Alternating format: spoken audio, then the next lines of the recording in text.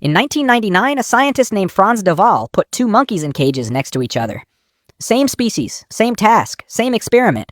He asked each monkey to hand him a small rock. In exchange, he'd give them a piece of food. Simple trade. The monkeys learned it quickly. They did it over and over without complaint. Then he changed one thing. He started giving one monkey cucumber, and the other monkey grapes. If you've never thought about capuchin monkey food preferences, grapes are basically candy. Cucumbers are fine, edible, acceptable. For about 30 seconds, the cucumber monkey didn't care. Then she saw the grape. She handed over her rock, got her cucumber, looked at the monkey beside her eating a grape, and threw the cucumber straight back at the researcher.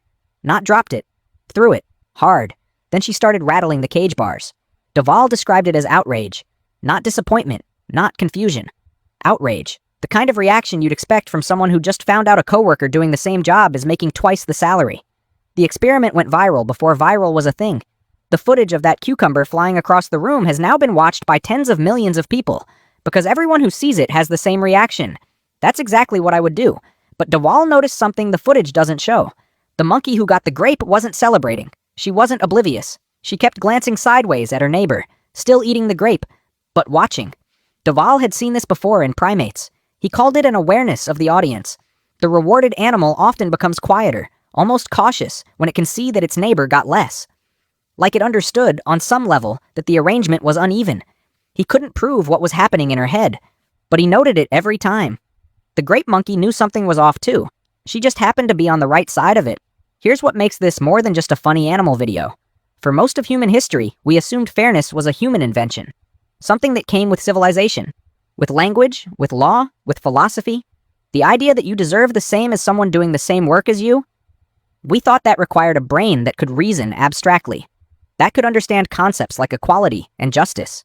The capuchin monkey has a brain the size of a lemon, and she figured it out in about 30 seconds. De Waal ran the experiment again. And again. He controlled for every variable. What if the cucumber monkey was just upset because she could smell the grape? They moved the monkeys further apart. Same result. What if she was reacting to the other monkey's excitement?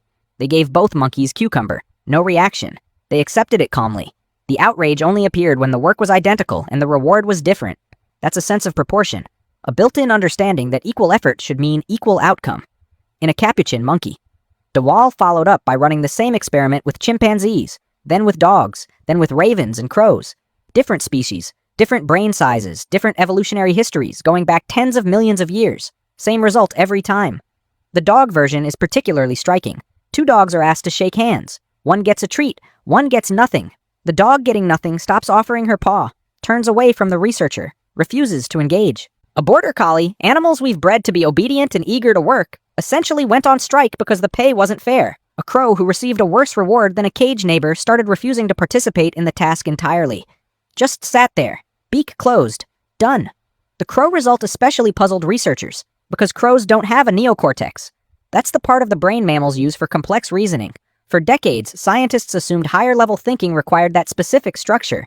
Crows don't have it, but they still noticed the inequality, still refused to accept it, still walked off the job, which forced a rethink.